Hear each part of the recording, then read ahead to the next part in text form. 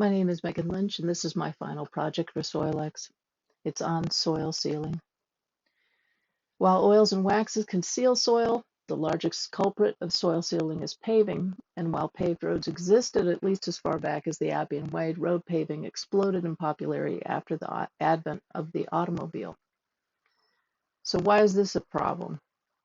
Nature tends to work in cyclical ways, and these cyclical processes also tend to reach an equilibrium, and it allows things to be balanced without there being, too much waste at any given time.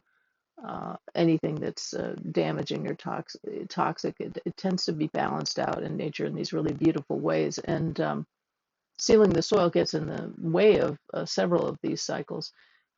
It creates a barrier to the water cycle, carbon cycle, nitrogen and other nutrient cycles, and the various interlocking food chains that depend on the soil. This increases flooding greenhouse gases, of course, because when you interrupt the carbon cycle, you're interrupting the ability of the soil underneath the paving to to keep carbon fixed, and it increases biodiversity depletion. Paving means water has to go farther to find a permeable space where it can be absorbed. In the space it travels, it picks up more pollutants, including from the autos that the paving was created for. As the water travels farther to find somewhere to go, it also picks up more mass and power, which increases its ability to erode soil, tear down trees, and endanger lives. According to Stormwater Asset, Not Liability, before 1930, less than 10% of rainwater turned into runoff in Los Angeles, California. What that means is that a lot of it went into the soil and went in as part of the regular soil cycle and water cycle processes. But in this 2019 map, you can see considerably more of LA County soil has now been sealed, which will generate correspondingly more runoff. What are the dangers of this? There's less groundwater recharge and less groundwater recharge while agriculture and homeowners, residential users are continuing to use well water, results in land subsidence. It intensifies California's natural intermittent drought into prolonged and severe drought. It's not just a drinking water danger, but a swimming danger, because the water that's rushing on these paved surfaces picks up not just auto pollution, but other sorts of toxic and dirty, things. And the shores and waterways start to make people sick for days after storms now. And increases other storm damage, as we saw in California with the repeated atmospheric river storms in January of 2023. The paving itself intensifies urban heat islands, which results in rising costs for air conditioning due to that, and rising deaths among disabled and/or elderly and/or houseless and/or outdoor workers due to urban heat islands. This is greater flood damage to soil, plants, and animals, including humans, and there's really just more than I could ever get through in a 10-minute presentation.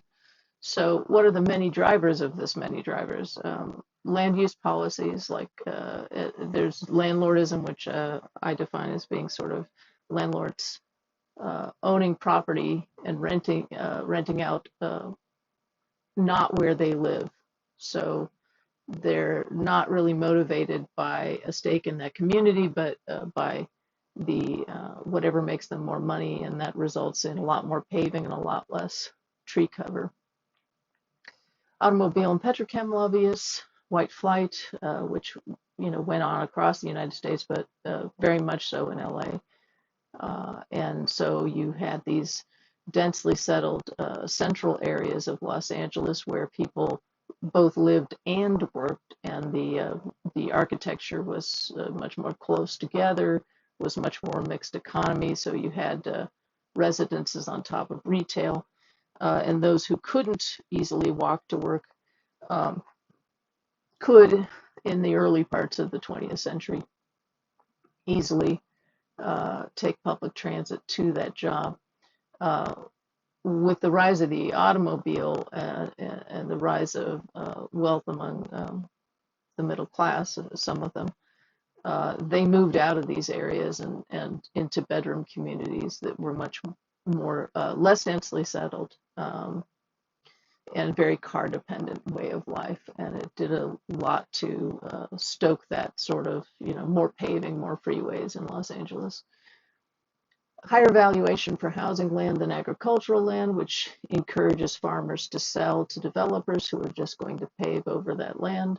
NIMBYism, which is folks who already live there, kind of making it hard for new people to live in their neighborhood by using zoning laws, by limiting the number of stories a building can be built, by making it so that everything has to be a single family home instead of a duplex, triplex, or even an apartment building.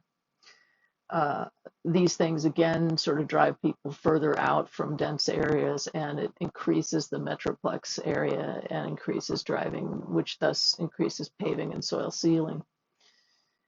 Defunding public transit and rail, and many more things. So solutions, the immediate things are things that you can make a decision as an individual or a family or a school to do.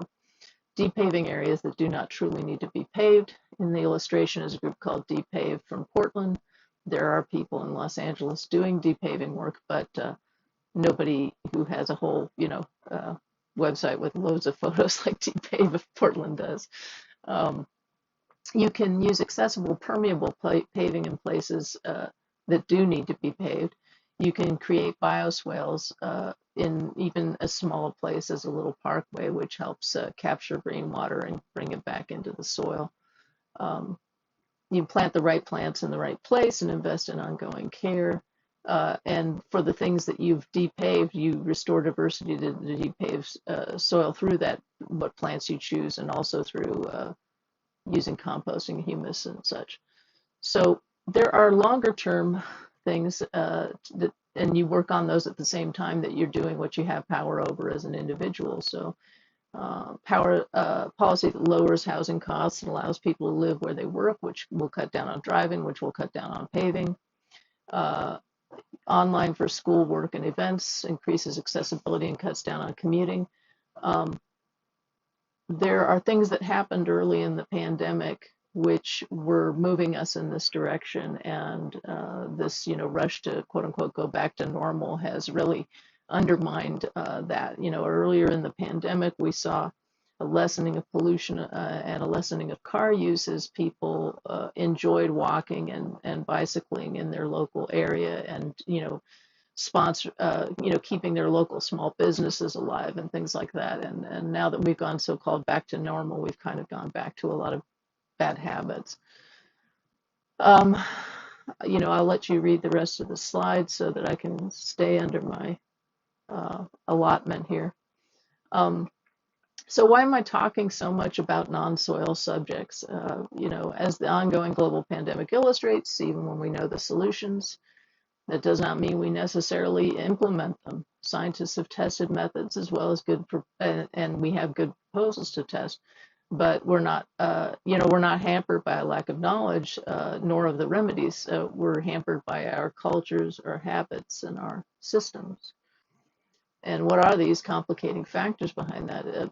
Largely, they're systemic oppressions. Racism, white flight, as I said, was an issue. Classism. The move out to the suburbs very much came from a sort of aspirational thing the middle class had, and certainly in Los Angeles, that sort of lawn culture comes from admiring, sort of a British upper class view of the way your development should be. Ableism in terms of making public transit inaccessible, which increases reliance on cars for those who can afford them.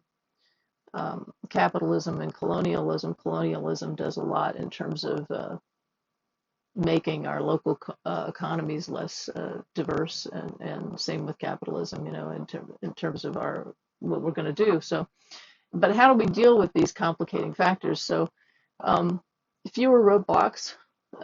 We do the individual things we can do while working on the corporate stuff, but we make sure that we are including the communities so that they can catch the things that we are biased about that we don't catch. And that'll make this the end of my presentation.